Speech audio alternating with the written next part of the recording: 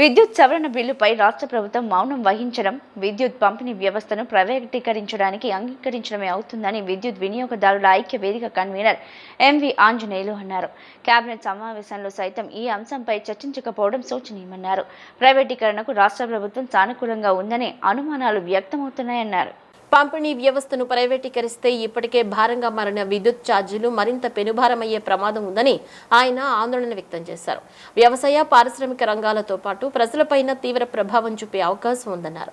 ఇప్పటికైనా ప్రభుత్వం ఈ బిల్లుపై తన అభిప్రాయాన్ని స్పష్టంగా బహిర్గతం చేయాలని విద్యుత్ వినియోగదారుల ఐక్య వేదిక పక్షాన కోరుతున్నామన్నారు. ముసాయిదాని కేంద్ర ప్రభుత్వం విడుదల చేసి నెల రోజులు దాటిపోయింది. వాళ్ళు నెల రోజుల్లోపు మీ కామెంట్ తెలియజేయండి అని చెప్పని రాష్ట్ర ప్రభుత్వానికి ఇచ్చారు. కానీ రాష్ట్ర ప్రభుత్వం ఇంతవరకు కూడా దాని మీద ఎటువంటి ప్రకటన చేయలేదు, ఎటువంటి నిర్ణయము తీసుకొని దాన్ని కేంద్ర ప్రభుత్వానికి చెప్పినటువంటి దాఖలాలు కూడా ఏమీ లేవు. అదేవిధంగా నిన్న కేబినెట్ సమావేశం జరిగింది 10వ తారీఖున. కేబినెట్ సమావేశంలో ఇతర అంశాలు చర్చించారు కానీ ఈ అంశం మీద చర్చ అనేటువంటిది నడవల. ఇది చాలా దారుణమైనటువంటి విషయం. ఎందుకంటే ఇది విద్యుత్ ప్రైవేటీకరణకు సంబంధించినటువంటి బిల్లు. మొత్తం ప్రైవేటీకరణ అయితే రాష్ట్రం మొత్తం కూడా తీవ్రంగా దెబ్బతినిపోయేటువంటి పరిస్థితి. వ్యవసాయం దెబ్బతింటాయి, పరిశ్రమలు దెబ్బతింటారు, తర్వాత ఇండివిజువల్ గృహాలకు ఇచ్చేటువంటి వీటిని కూడా దెబ్బతినిపోయేటువంటి పరిస్థితి వస్తుంది. ఇట్లా ఇవన్నీ కూడా ఉంటాయి. కాబట్టి వీటన్నిటినీ దృష్టిలో పెట్టుకొని రాష్ట్ర ప్రభుత్వం సరైనటువంటి నిర్ణయం తీసుకోవాలి. అటువంటి నిర్ణయం తీసుకోవాలని మేము డిమాండ్ చేస్తాం. రెండో విషయం ఏంటంటే కేంద్ర ప్రభుత్వమే అసలు అన్డెమోక్రాటిక్గా ప్రవర్తించింది. వాళ్ళు ఇది ఉమ్మడి జాబితాలో ఉన్నటువంటి అంశం, ఈ విద్యుత్ అనేది. దాని మీద ఏదైనా నిర్ణయం తీసుకునేటప్పుడు రాష్ట్రాలను ఒపీనియన్ అడగాలి.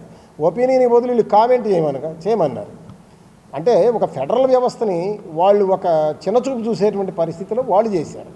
కానీ రాష్ట్రానికి ఉన్నటువంటి ఫెడరల్ హక్కును రక్షించుకోవాల్సిన బాధ్యత కూడా ఇప్పుడు రాష్ట్ర ప్రభుత్వం మీద ఉంది. మరి రాష్ట్ర ప్రభుత్వం కూడా దీన్ని కనీసం క్యాబినెట్లో పెట్టైనా, లేదు అవసరమైతే ఒక ప్రత్యేకంగా అసెంబ్లీ సమావేశం జరిపోయినా వీళ్ళు ఒక నిర్ణయం తీసుకొని దాని మీద ఒపీనియన్ పంపడం ద్వారా ఏమవుతుందంటే, మీరు చేయకపోయినా మా ఫెడరల్ హక్కును మేము రక్షించుకున్నామని చెప్పని సెంట్రల్ గవర్నమెంట్కి స్పష్టంగా చెప్పడం కూడా అవుతుంది.